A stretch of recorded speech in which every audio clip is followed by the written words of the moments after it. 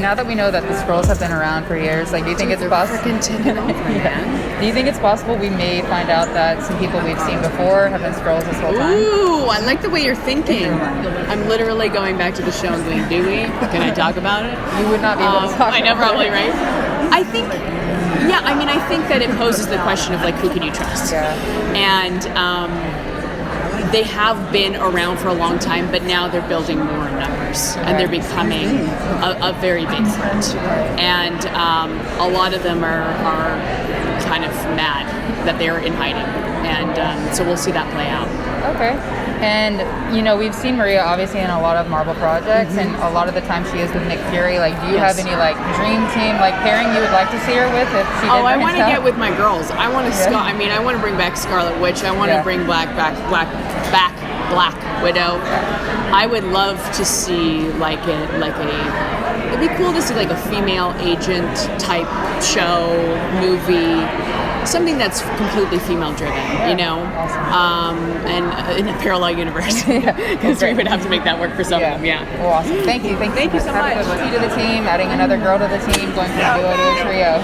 It's so exciting. I have to say that until she was added, I was in this constant kind of friction a little bit, because I just wanted to see a female character come into the Marvel Universe that wasn't the formidable, capable, intelligent, amazing woman, because I felt like that's all we'd seen so far. I wanted to see, like, what if, like, in this instance, this wasn't my idea, but I think it's amazing to see, like, what if a young person comes into the world who's just, like, wide-eyed and immature and doesn't know what they're doing.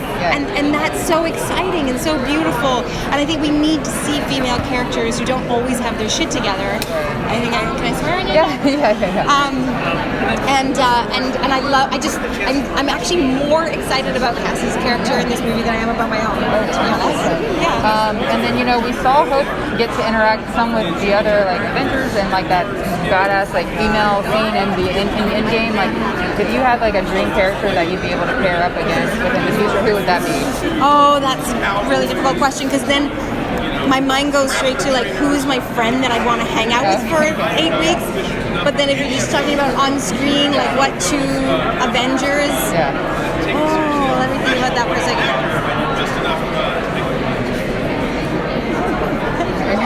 So many options, You know what? Maybe what is the name of the Miss Thor? Like the female Thor? Natalie Portman's character. Well, everyone dies. It doesn't seem to matter in the Marvel universe. The mighty Thor. So I love it. I love this. Maybe the mighty Thor, because she's a scientist. And Hope's a scientist, and they could, like, mind melt together and come up with amazing things together.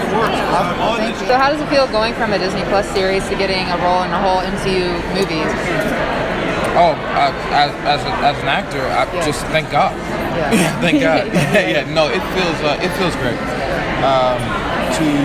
We so rarely get to, as actors, get to kind of spend time in a character and in a world more than once, So to be able to do it twice is just, it's a blessing. It's a lot of fun. Good, thanks. Guardians of the Galaxy was one of the first MCU films that kind of brought comedy to the universe. Like, how has it been, like, kind of going with that blend of action and comedy? Do you like the comedy side of things? I really love with Guardians of the Galaxy did strike a unique tone for Marvel. I mean, there had always been some comedy and some banter in the previous films, but this was something that I think had more of that. It pushed it and also heightened the drama in a way. And I think anytime you have something that's comedic, you tether the drama to the comedy. So you don't have to go as dramatic to catch someone off guard, and you don't have to go as funny to catch someone to make somebody laugh. So, like, kind of tethering it all to a bit of truth in the middle, it creates a tone. It's not easy to do, and it's a testament to James Gunn to be able to do that. And after playing this character for almost 10 years now, how does it feel like hanging up the cap like after all this time? I don't know how it feels. I don't know. I wouldn't say that I'm hanging up the cap as of yet, just because we still have a movie to promote and we still have a movie to release. But it feels like it's been. I feel really grateful. It's been an extraordinary journey, and when we're done promoting this movie and it's out in theaters, I think I'll have to check in with myself to see how I feel. I don't know how I'm going to feel, but I imagine it's going to be a mixture of emotions, including gratitude and maybe a little sadness. This will be the first introduction of Adam Warlock for a lot of fans. Like, what are you looking forward to bringing? Are you looking forward to bringing this character to life on screen?